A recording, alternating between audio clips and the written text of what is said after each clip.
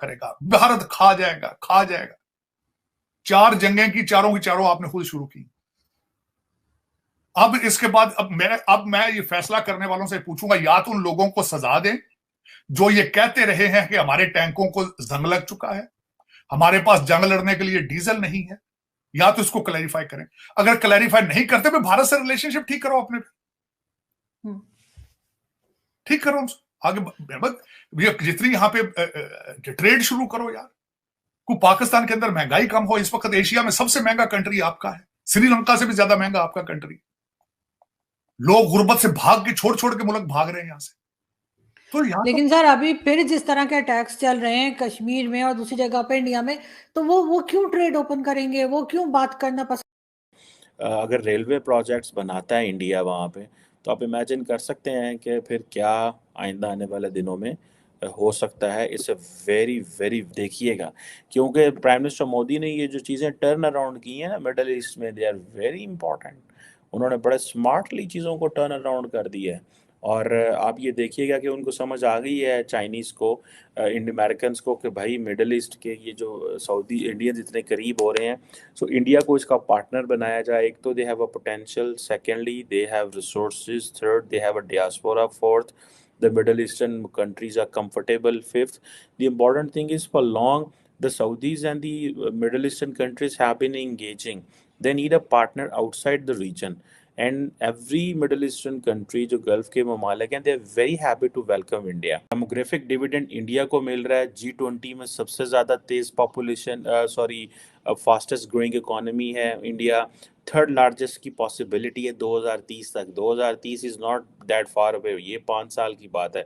मोदी साहब का ये टर्न ख़त्म हुआ, ये टेन्योर ख़त्म होना है 2024। अगर इफ़ ही विंस इन 2024, तो बाय 2030 बाय 29 मोदी साहब के होते होते दुनिया की तीसरी बड़ी इकॉनमी। तो आप ये समझें, Modi if he will be in a good health, अगर उनके party constitution and they allow, तो ये 2034 तक भी, 34 तक भी जा सकता है। So it's a very very important situation. और ये आपको पता है, ये पाकिस्तान के लिए लार्जली ये बड़ी चैलेंजिंग इन्वायरमेंट है। Do not underestimate what's going on there. So अब ये जो अमेरिकन ये समझते हैं कि भाई हमें इंडिया की इस डेमोग्राफिक डिविडेंड से फ़ायदा लेना है, इंडिया को कनेक्ट करना है। इंडिया थर्ड लार्जेस्ट इकोनॉमी है। सो पहली अगर अमेरिका है, दूसरी चाइना है, तीसरी इंडिया। सो वो कहते हैं कि जितनी भी इकोनॉमीज़ हैं उनसे हमें अच्छे ताल्लुकात रखने चाहिए। अब अगर एप्पल है या जो बाकी हैं वो मैन्युफैक्चरिंग इंडिया में कर रहे हैं, और जारी बात है वो किसके एक्सपेंस पे कर रहे हैं? चाइना के एक्सपेंस से। जो यूएन की रिपोर्ट अगर आप देखें, तो अब कहा जा रहा है कि एक पूरा पावरफुल एशियन जाइंट बनने जा रहा है इंडिया। ठीक का समझता है कि एक एडवर्सरी, उसका जो मेन एडवर्सरी है वो चाइना है, और उसके लिए वो भारत को साथ मिला के क्वाड वगैरह और ये पैसिफिक और साउथ चाइना सी में वो चाइना के लिए खासी चैलेंज बना रहा है। चाइना ये अपने डेट ट्रैप में मुल्कों को इन्वॉल्व कर लेता है, और डेट ट्रैप के बाद फिर उन मुल्कों को कर्जे से निकलना मुश्किल हो जाता है। उसके साथ साथ तो उन्होंने पाकिस्तान का भी कहा कि पाकिस्तान दोस्ती का कहता है इतना जी चाइना से ताल्लुकात है, तो कर्जे पाकिस्तान सऊदी अरेबिया और दूसरे मुल्कों से मांग रहा है, तो चाइना क्यों नहीं ये आगे बढ़ता, मदद करता।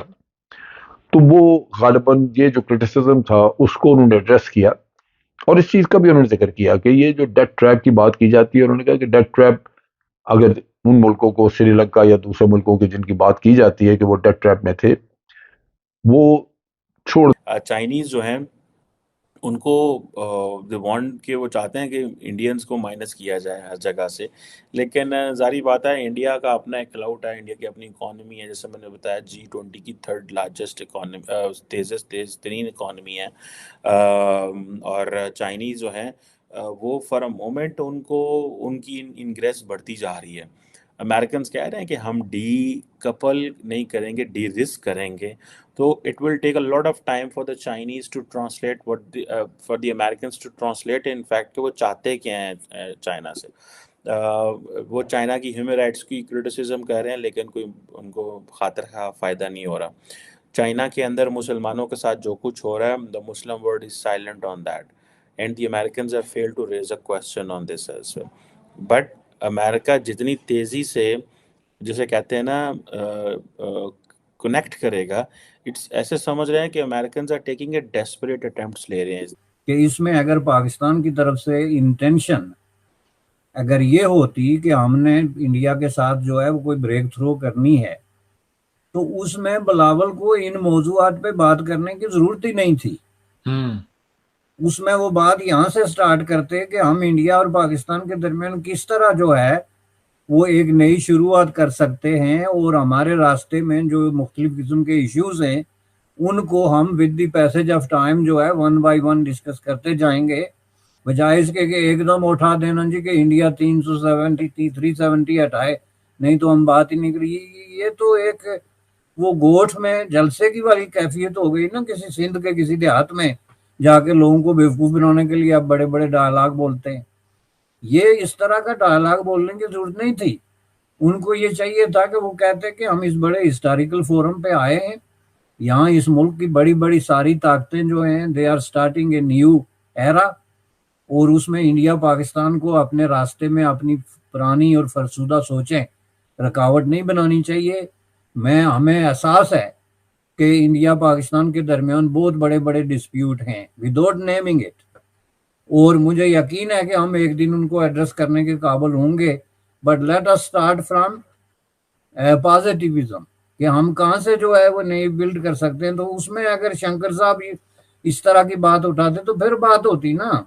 आप जब बात ही ऐसी करते हैं जैसे आप वहां से सींगों के साथ, हमारे वो पहाड़ी जुबान में एक मुहावरा है, सींगों के साथ। हेलो दोस्तों, स्वागत है आपका इंडिया पाकिस्तान न्यूज़ चैनल में। तो दोस्तों, जैसे कि आपने वीडियो में देखा, इस वीडियो में बताया गया है कि दोस्तों अमेरिका के राष्ट्रीय सुरक्षा सलाहकार जैक सुलेमान रविवार को सऊदी अरब में संयुक्त अरब अमीरात व भारतीय एनएसए की एक बैठक की योजना बना रहे हैं ताकि मध्य पूर्व में एक संभावित प्रमुख बुनियादी ढांचा परियोजना पर चर्चा की जा सके।